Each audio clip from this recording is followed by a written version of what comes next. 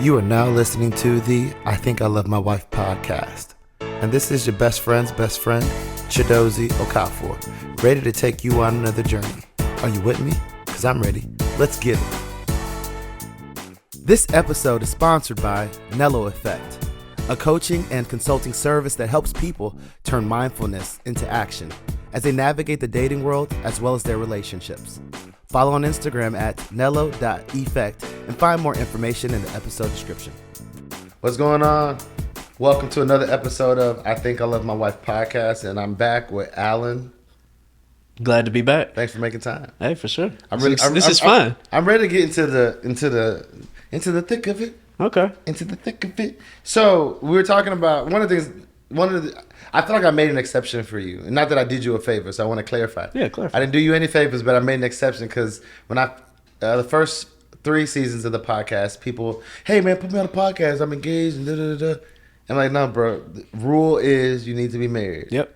Technically, you are not married. Technically. However, by the time this comes out, you might be married. I will be married. Well, I don't know when it will come out yet. This year. Okay, I'm about to say, I'm saying yes. And she gonna say yes. No, you will be you will be married this year. I don't know when your episode's coming out. Okay.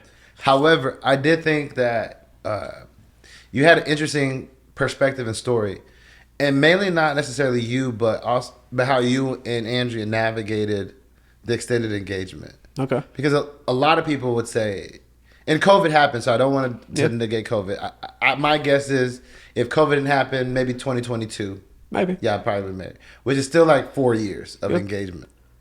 And so to what do you say to, not people, because I know you don't give a fuck, but what do you say, like, your rationale for the longer engagement? All right.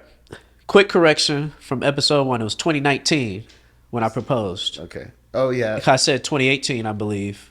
But Yeah, it was 2019. It was March. It was before I moved to Austin. Okay. Yeah, it was March 2019. And the reason I remember that, I think I wore his jacket that day. Actually. You might have had that. But really, the timeline of events was we got engaged, and then we literally 2 weeks later we're in contract on our first house. Mm-hmm. So, if you've bought a house before, then like your spending needs to just be bare bones, right? They're looking at, and that wasn't until October we were going to close. So we closed on the new house in October. We start talking. So this is October 2019, moving into 2020. Mm-hmm. And we're like, okay, let's start planning the wedding. March 2020 was COVID. So we didn't talk about it at all. We just at the house, having fun. I was there with y'all. Yeah, you were there. And then you brought me back to tequila. Yeah. And then I started working from home. She was teaching, but then she was off for the summer. And so what ended up happening was, since I started working from home, we started having discussions about, okay, because previously I was in office 5 days a week. Yep. Now I'm at home all the time. Mm-hmm. 100%. Still doing the same job I did, but just at the house. And by this time, she's pregnant with the second. No, she's not pregnant yet. But we started having discussions. 2020, I thought she was. Later in 2020, okay, but not when COVID first started. Gotcha. Not in March. True, yeah. So we had a great summer, had some fun. So we're having discussions. I'm like, and we're supposed to go back in the office, and they keep pushing it back, saying, actually, we're not coming back in the office yet. No, we're still working from home. COVID was gonna be. They thought it was going to be quick. They said, we'll be back in the office by July. You big dummies. Yeah, they pushed it back.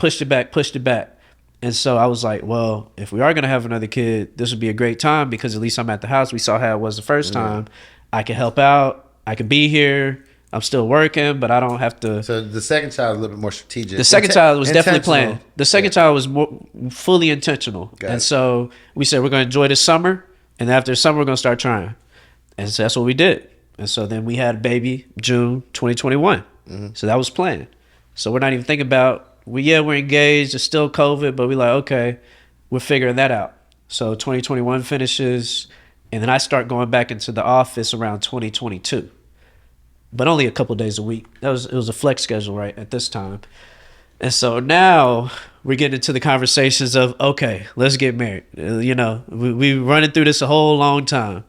And so we're talking about it. Conversations coming up. We go to a couple friends' weddings, right? You get inspired because you're already engaged. You're like, oh yeah, I would do that. I would do this. That looks great. And then all of a sudden, we in contract on another house. This is true. So it was great things, right? Like, these are good things that you want to do. And it was a step forward for us.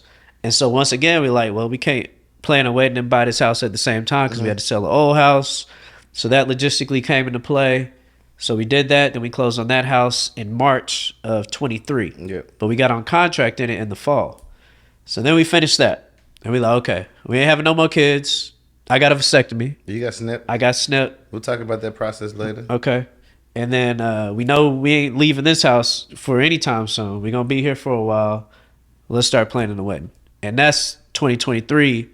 July 2024 is when it's going to happen. In 2024 is when the weddings happen. But in 2023, after that all settled down, we got the house situated, we started planning it, and that's what brought us to where we at today. Yeah. So it's not like it was an afterthought, but literally things that I would say a married couple would do, right? Yeah. You get married, they say, and I really hate that construct because honestly, like if you could have a kid with somebody and you could buy a house with somebody, like marriage should be the easy part. Like we've been swinging the bat with the weight on it, basically. Yeah. Now we took the weight off.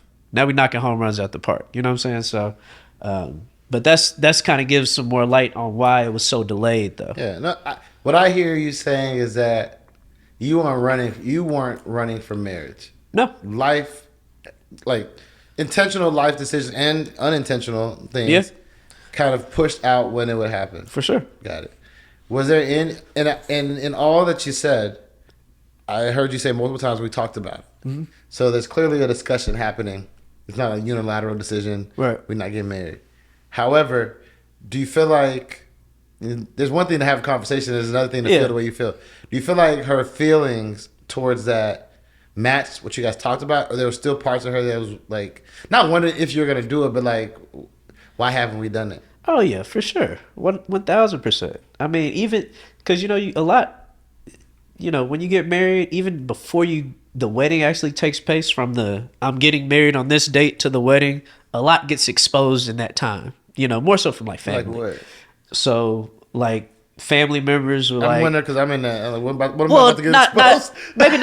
Maybe I said that too harsh, but like you start getting people telling you like, I was wondering when y'all was gonna get married. It's been taking forever, and you're just sitting hearing a lot of things, and you're in your head like, well, the stuff I just described, and you're like, it really didn't take that long because life has happened. Yeah. Like, have you not seen this? No, I didn't.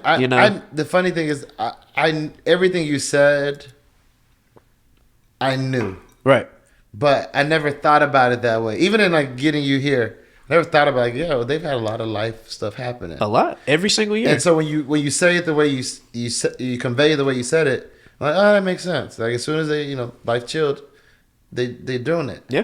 But to me, it still feels like and I'm not a woman, but I would imagine a woman still may feel some kind of way that like what they want to happen has not occurred yet, even though the reasons are valid. Just get a bigger rock, man. I don't know what to tell you. No. I'm asking you, how did you navigate that, or did you? Or she was very much in lockstep of. She understood why stuff was happening. It wasn't like I was trying to convince her. Yeah. Right. It wasn't like this doesn't make sense, because everything we did made sense, and everything we planned, like it wasn't accidental. And so I think that helped with it. And I was like, we had to wait a long time. We gonna double up on the band. We're gonna upgrade. So you upgraded her. Not on the current ring, on the band, okay. But we made a deal at 5 years. We're gonna upgrade the ring again. The engagement ring will upgrade. Y'all had 5 years, right? 5 years of marriage. Oh. Yeah. But we went crazy, bro. Well, that's not trying to laugh at you. No. I thought you meant. We didn't upgrade the engagement ring yet. No, I thought you upgraded the band. I was like, you upgraded the band before the wedding. No, we got a bigger band than what we were originally gonna get. So we got the bigger. My mistake. Yeah, we got a bigger band. My mistake. I was like, bruh. But at 5 years, we made an agreement to get a bigger. I mean, and it's a big boy now. But she getting an upgrade. Yeah. Okay, got it. Yeah, for sure. Okay, sorry. I wasn't trying to make it seem some kind of way. No, it's funny. I misunderstood. I was like, bro, you hitting 5 years right now from the engagement. Okay, so let's pivot a bit. I want to get to the round robin questions. What we'll do is answer them with as few words as possible. As few words from me? Yeah. So quick sentences or quick yes no. Some of them yes no questions. Then if there are a couple points we want to double back to, to like expound on, we can. I may have some if you want to. Okay. Justify it, you can. So, let me know when you're ready. Good to go. Listen, when the budget gets higher, I'm gonna have a music that kicks this off, but I don't have that yet. So we're just gonna go. Is it necessary for your wife to be your best friend? No. No. Is your wife your best friend? One of your best friends or Yes. Your best friend? Okay. When you think about dating, and when you were dating Andrea or anybody, right? When you were just dating, was there any expectation of like how many dates you feel like you should go on before like the women would pay for or offer? I've never had a woman pay for a meal. Never ever. Well, now, but like in the dating phase. You dated. No. You just I'm throwing up all the money. Yeah. Okay. For sure. From a priority standpoint, what would you say? How do you prioritize it? Is it how would you prioritize love from a wife over children or children over wife? Damn. I mean, I would say wife over children, but I don't know. But yeah, the kids, man, it's different. Yeah, but how do you prioritize it? How do I prioritize it? Like right now, do your wife? In terms of who you love and what you're, and maybe it's an ideal versus like real life. Because sometimes real life takes over. Do you feel like your wife should be prioritized over your children or your children over your wife? I feel like that should be the case, and I'll probably get some flack for this, but I think for me personally, I probably prioritize my children first, just because they're fucking kids. They can't, they're growing up, but like they need their advocate. And I've known Andrea so long, and I know she knows how to handle herself in a variety of situations that maybe I take that for granted. I know this is rapid fire, so I'm gonna just say, kids over wife right now. We can double back. So you are. I know you're doing a destination. So I'm altering this question because you're doing the destination wedding. Okay. And also, I'm thinking about doing a destination wedding. So you should. I would love to go to another destination. What ballpark? So you give me a range. What's y'all's budget for the wedding? What's the budget, or how much is it cost? But both. Because those are two different questions. Both. What was the budget, and how much do you think it's gonna cost you? Budget was like $35K. We probably gonna be about $45K. Got it. Yeah, 45. When you say, so this is not me asking for me. When you say budget, is that like what you're gonna pay, like the wedding planner, the resort, all the vendors, or are you including like your tux, your dress, the flights, hotel, all that in the 30? Yeah, I'm including all that. Okay. In the 45 for sure. Gotcha. Yeah. Okay. If you had a fixed amount of money, where would you want to spend more money on? A big ring or a big wedding? Ring. How do y'all do y'all's finances right now? Is it joint account where everything goes into the account and then you may put things into separate accounts in other places, or y'all have separate accounts and then y'all chip into a joint account? Separate accounts. I don't believe in joint accounts. At all? No. So how do y'all do, we'll talk about that. We can double back. How you feeling about the in-laws? You're like, I love them, we cool, we're cordial, or listen, I'm only around them when I have to be? No, I think they're great. We got some over one bump in the road, but that was it. That was a long time ago. You care to talk about that bump? We can. Okay, we'll talk about that. Okay, yeah, we can come back to it. Yeah. Okay, when you think about maturity, do you think guys mature later than women? Oh, 1,000%. Yeah, of course. You Neanderthals. Hey, I'm just spitting facts, bro. I told you none of my homeboys are single. It's the reason. That's a subset of men. In terms of frequency of sex, how often would you like sex? All the time, weekly, monthly, whenever I can get it? For my schedule right now, at least weekends. Every weekend. Gotcha. So weekly. Yeah, you're talking about Friday, Saturday, Sunday, at least 2 out of 3. 2 days out of the 3? Out of the weekend days. So twice a week? Yeah, twice a week. Yeah. I guess that would be good. That would be ideal for you. Yeah. Got it. Weekends normally work best, but if it happens at another day, cool. Take it. Yeah, I ain't gonna be mad. So, sure. I won't deny it. Yeah. Stop it, girl. It's not Saturday. Stop it right now. I gotta work tomorrow. What's the reality for you? The reality? Yeah. We get close to that. I mean, sometimes it may be 1, but we don't stray really less than 1. Okay. But the goal is always 2. Got it. That's pretty mutual in both.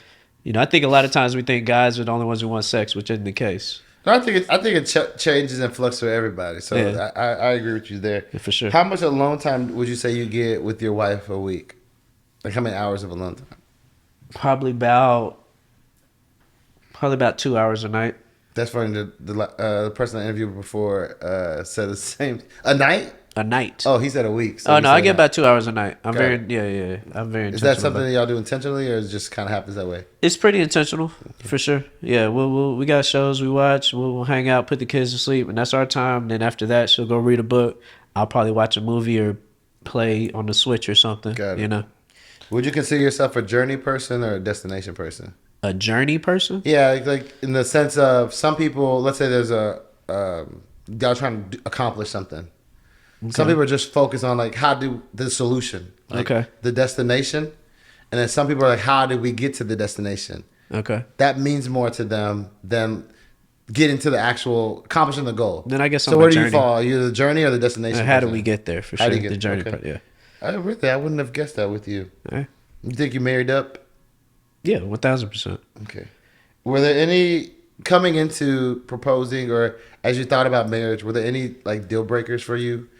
For example, my wife has to change her name, or we're not spanking our kids, or were there any deal breakers that you thought coming into that you would keep, or that you do keep?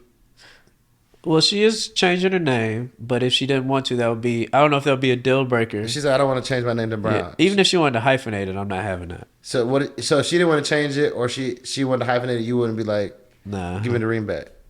I mean, it'd be hard to go that far, but we'd be battling. It'd be a battle. It'd be a battle. Okay. You just go down that sort. Yeah. Okay. Who runs the show, you or her? Me. Okay. And then what's your wife's greatest attribute? She's very adaptable. She knows how to mix in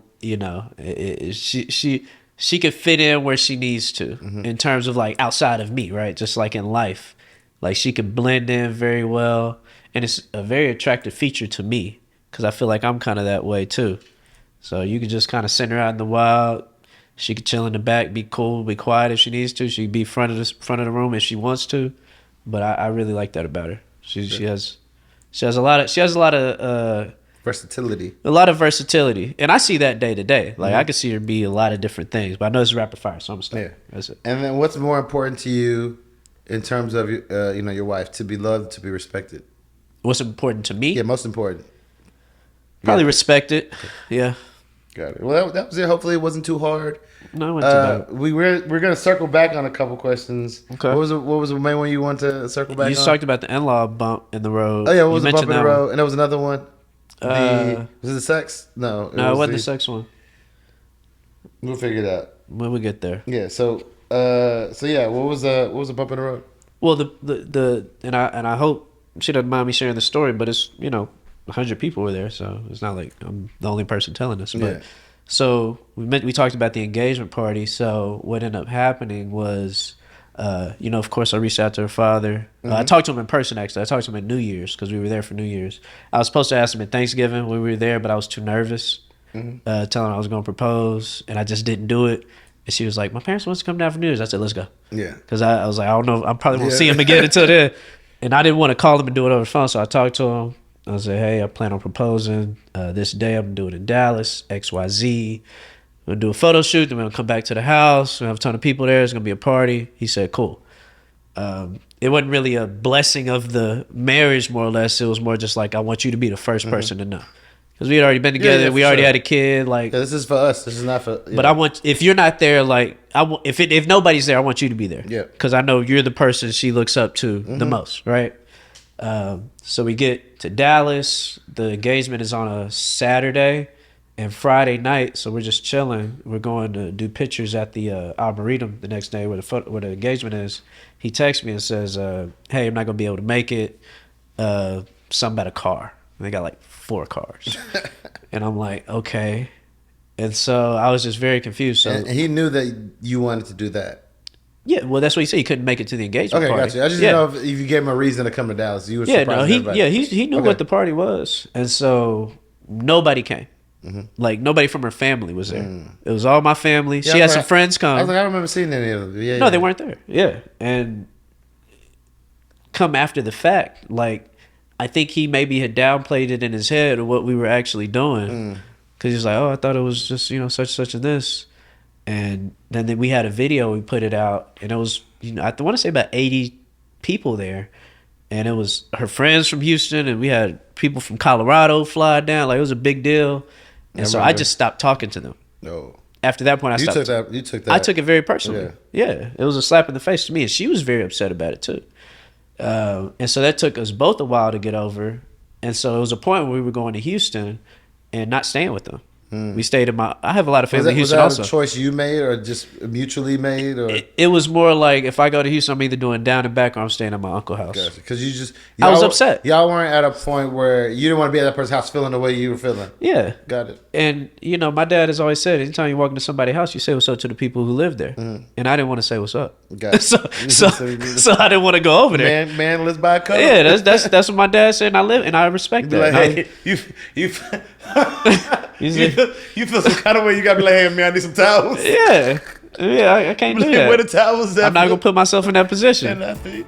This episode is sponsored by Nello Effect, a coaching and consulting service that helps people turn mindfulness into action as they navigate the dating world as well as their relationships. Follow on Instagram at nello.effect and find more information in the episode description.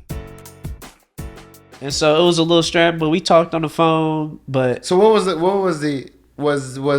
the culmination of that? Was it a sense that you were like, well, I don't want to keep this going? Was there a realization on his end that like, this is off, they come to Houston but they don't stay here? What led to the conversation? No, he knew from the first time, because we went there but we didn't stay there. And so she had been talking to him, but I was like, she was upset, but like at the end of the day, that's her dad, right? She's known him a lot longer than me.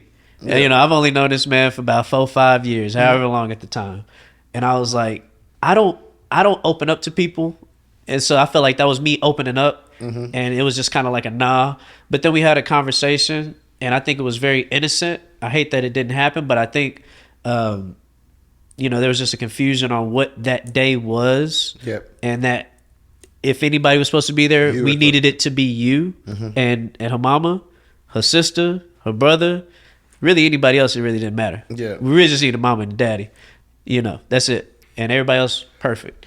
Because during the whole party, everybody's like, where's your daddy at? Where her daddy at? Did they not know? Salt on the wound right there. Did they not know? Did he not ask? Did he not approve? Yeah. Did he not approve? That was the whole thing. And so she's getting those questions all night. Yeah. And so she was upset about it. It took us a little bit to get over, a couple months, but literally what transpired, what kind of catapulted this whole thing, was 2 weeks later we got a contract on a house. And so my mindset kind of went from like, at the time before I had even talked to him, I was just like, you know what, like we got to look out for ourselves. Like we can hope people are in our best interest and hope people are there for us and this and that, but at the end of the day, they're gonna do for them, and we gotta do what we gotta do for us. And so that's what kind of made the shift of like, I really don't give a fuck about what other people say. I respect. And to this day, we have a great relationship. Like, we got over that in a couple months. Right, yeah. It was a bump. But it was a bump, I think, that was necessary for us to kind of view the world and be like, I don't really need approval from outside parties. This is us. As long as our house is doing what we want to do. And that's how I've kind of moved from that. I think it was kind of a blessing in disguise, to be honest, because we were able to come back from that. Me and him go golf every time I'm in Houston. He's great. Yeah. And I don't want this to make it seem like he's bad. Like, no. I literally think it was just a misinterpretation on what it was. Yeah. But that's not how I took it at the time. Yeah, and I think it's the moral of the story there is no one's perfect. Right. Exactly. No relationship is perfect. Exactly. And the fact that even with in-laws, there may be points where, well, I'll take two points. There may be points where things are not as great. What I take from it the most is the other point that you guys unify together as one. Even though like that was her father, so there's always this like, well, you're not going to do this with my dad, right? There was a clear for her to say, this is how we're going to move as a unit. Yeah. To support you in that decision, one. But also, sometimes, they say like, a bully got to send him to a bully. You can't just be... And I think there might have been some respect that this man was so serious about how he wanted that to be for his daughter, that he's standing on it to let him know that, and not just gonna come and feel some kind of way and don't address it to the point that where not making a thing of it, but you're making a thing of it enough to know like, hey, we didn't like it and we're not gonna stand for that, right? As a unit, right? So that the next time there's an awareness of what might happen. Yeah. No, 1,000%. Yeah, I respect that, and I can understand that because sometimes you can imagine like there might be hesitancy. Yeah. Like I don't know how the daughter is going to react, or the son to his mama is going to react to certain things, or how do you try to placate your parents so that they're happy, but you might be putting your partner in a certain situation, in a bad situation. And so making some of those hard choices, I think what I get out of it is like once you decide, you don't have to wait till marriage. Once you decide that you're going to do that. Like y'all are moving as one. Yeah, you have to. Yeah, that was the key that said we got to do what we got to do for us. We can't factor in other people's decisions for sure. Did y'all? This is like a sidebar question. Did y'all go to the court or anything? Or y'all just haven't done that either. Haven't done that. Nope. So what's stopping you from that? It didn't benefit us to do that. Why not? It didn't change anything. Yeah. It didn't make anything better by doing it at the course we could have done. Even from like a tax standpoint, insurance standpoint, it didn't benefit. You could put it on your insurance. No. As an agent, because she's independent. Well, she's on my insurance. Without being your her and the kids are on my insurance. You just file for it without. I think it just files like domestic partner. Oh God! But so it wasn't anything that would have changed. Like if that was a change where I needed to be married to have, yeah, of course, but nothing would have benefited us. Nothing would have changed. Nothing would have changed. But so then someone may say, why not?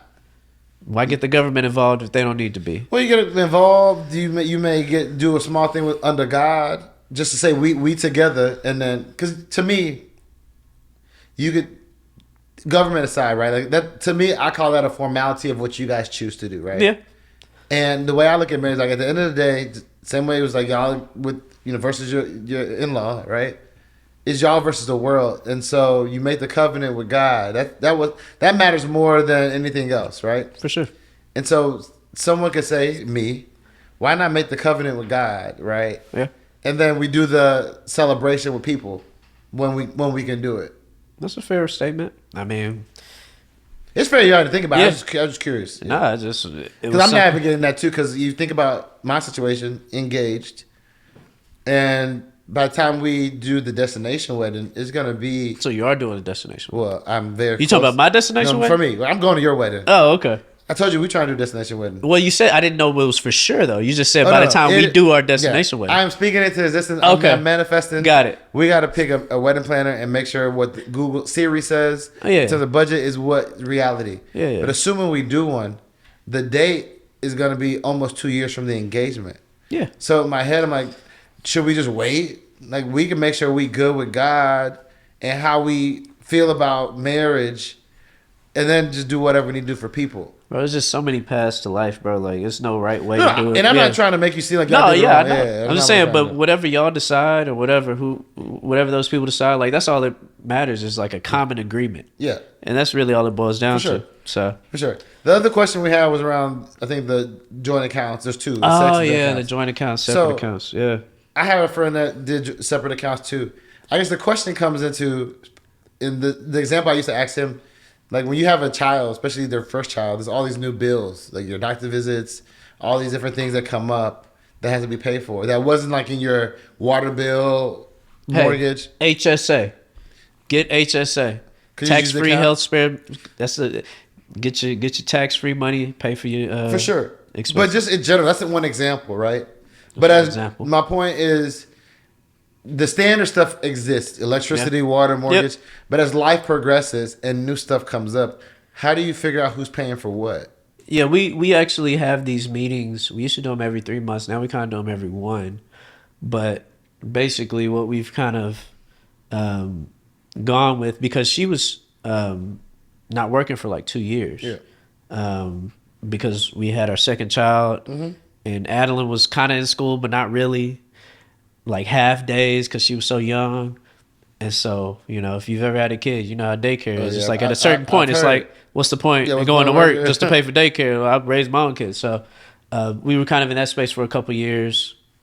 But as far as the joint separate account, what we've kind of come to is just like, okay, she'll pay and we've calculated the number because we do it based off of a number. And so it's like, okay, she'll do water, electricity, and gas. So basically a certain utilities. Amount. Let's call like it utilities. Like the amount she's trying to hit. The amount, right? And it's nothing crazy. We may talk about $700, $800. No, but yeah, so you do things to hit an amount. Yeah. Got it. Okay. But it's still a separate account, right? Because I'm always a big proponent of like, you know, I feel like I'm pretty good with money. And my dad, the way he raised us, like, I'm going to give you this money. If you spend it all, you broke. And if you save it, you got something for the next day. Yep. And so I've always kind of grown up with that. He's an accountant, right? So it's just, I've always felt like if it's just in your name, like you feel more responsible and you're going to do it differently than if it's just coming out of a joint account. It doesn't feel as attached to you, in my perspective. Yeah. And so I know the things I have to take care of, which is everything outside of utilities, right? Yeah. Anything kid related, anything car related. So if anything, everything. Once you've, so what I hear you say, once you've established what she's covering, anything new, you got it. Yeah, date nights, anything outside of those basic utilities, which should be about $700. That's not how I move, but I get that, because that's my question. Like, if you're separate, when you get a new bill or a new thing that you guys didn't initially plan for, now each time a new thing comes for you, have to decide, well, who's paying for it. But what I'm hearing in your scenario, that goes to you primarily. Yeah, well, because she's a little bit handicapped, right? No, I get that. Because she can't work 5 days a week. Yeah, because we still have the youngest at home. Yeah, and so we have to reflect that. And I think it's better, in my opinion, to have that conversation instead of assuming that somebody. It's true. If I can tell you why I'm thinking the way I think, then maybe you come back and say I don't agree with that. Or true, yeah, but you're right. Let's say 3 years with both of them in school. Right. Like, do you think you're gonna follow the same suit, or what she covers is gonna be larger? I would say it probably follow the same suit, and then whatever she has left over is her spending money, right? So and I'm not saying this. I don't want to put extra bills on my wife. That's not why I'm marrying her, right? No, well, I say this. Like, I'm not saying this to like change your point of view. Oh yeah, I got you. But like, I'm joint account all day, because to me it's like, hey, we pull money, right? You just pull the money, and what we know that we pulled, we work towards paying for the things that we... Is it joint and separate? Like, you have your separate, then you put money into a joint? We have our accounts that we've had before. Before we met, whatever accounts you have. Got it. However, all money that comes in goes... Well, it's a little bit nuanced, but for the most part, all money that goes into that joint account. Whole check goes into the joint account. I say it's nuanced because, for example, I have money that goes into my personal account because my escrow comes out of that account. Okay. So I can't be waiting for transfers. It just needs to go. So we've allocated what we know covers mortgage because my escrow comes out of my account. But outside of those type of things, everything goes into joint. Whole check, joint. The rest of it goes joint. Hers goes joint. And what we've done is, hey, what's important for us? What do we need to cover? And we have a list, like mortgage, all the bills, right? Wax, hair, nails. That's important. That's part. That's part of it, right? Maintenance, right? That's part of it. So we treat them like a bill. Do we have savings goals? We treat them like a bill.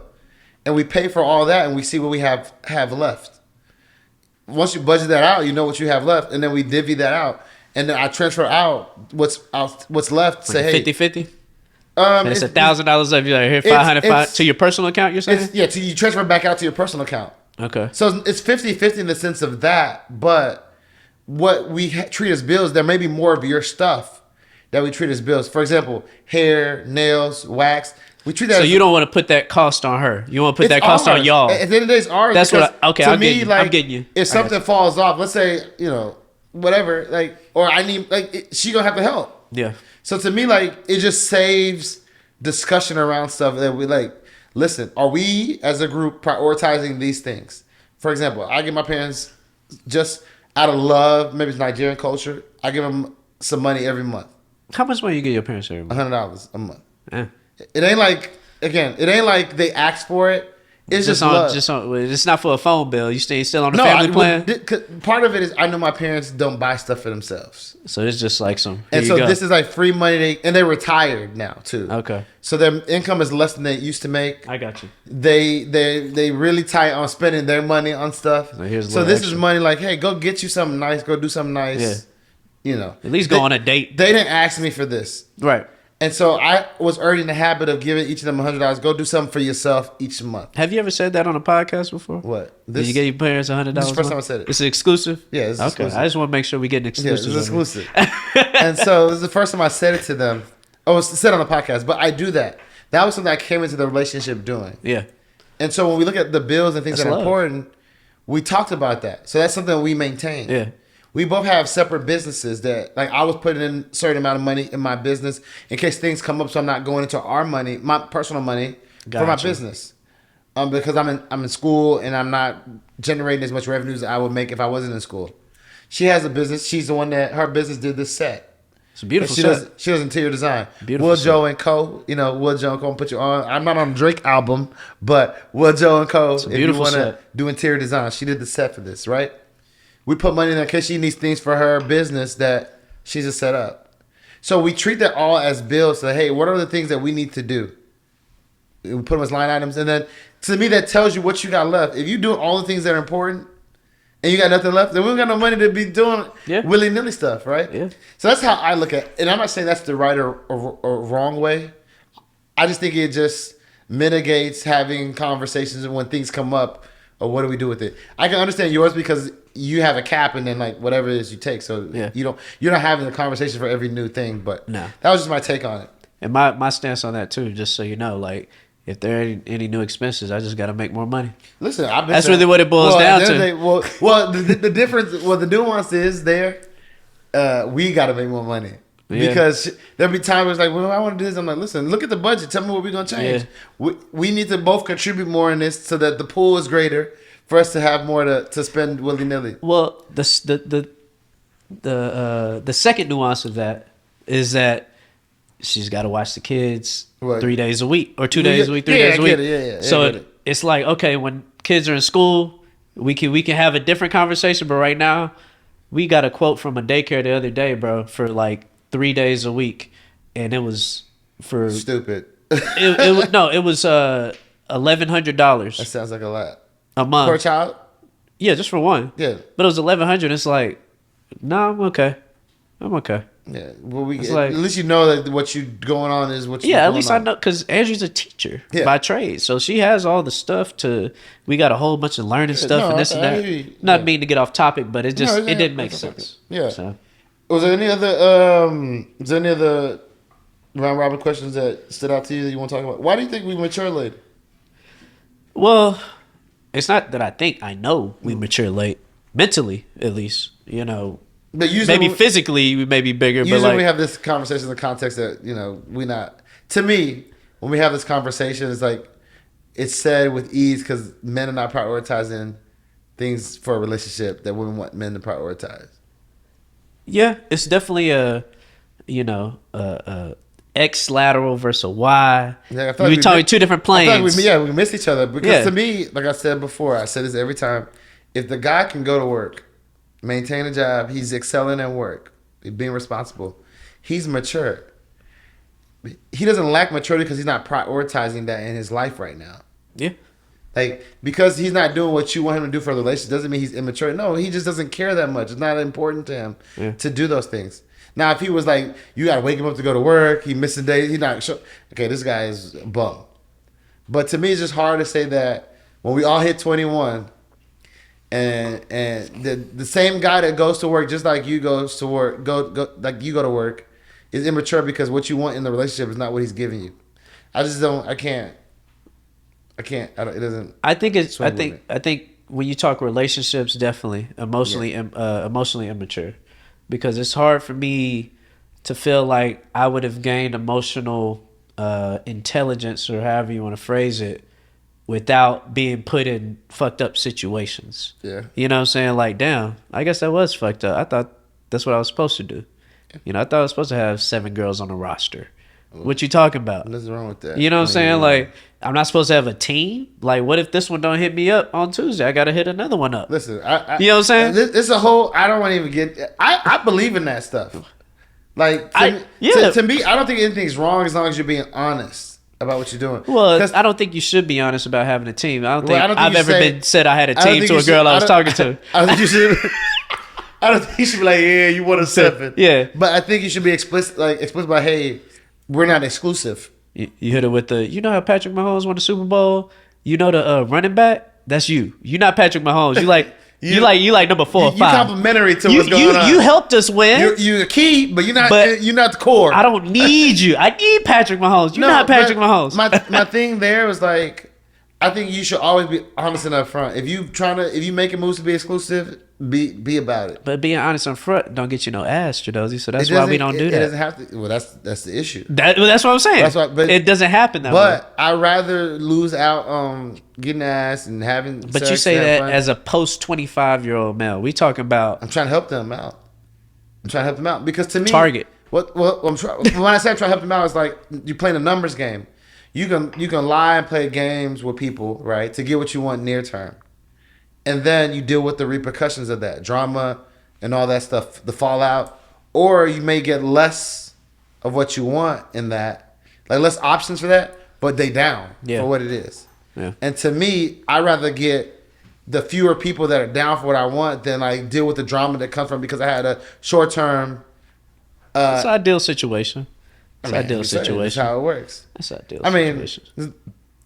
I'm a positive right there. Okay. Because right. there's a lot of ways we can go, and we don't have enough time today. We can go. Okay. So we're gonna cut it short, and I'm gonna have to bring you back. So listen, if you want to stick around, if you want to hear more from Alan's perspective, things that we're talking about, more things that have to do with relationship, and we're gonna have a conversation about the pivotal sex topic. Oh. SEX. Like, did Jeremiah sing that song?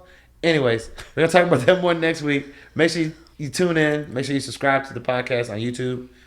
Follow on Instagram at ThinkLoveWife. And until then, you know what it is. I hope the conversation keeps going.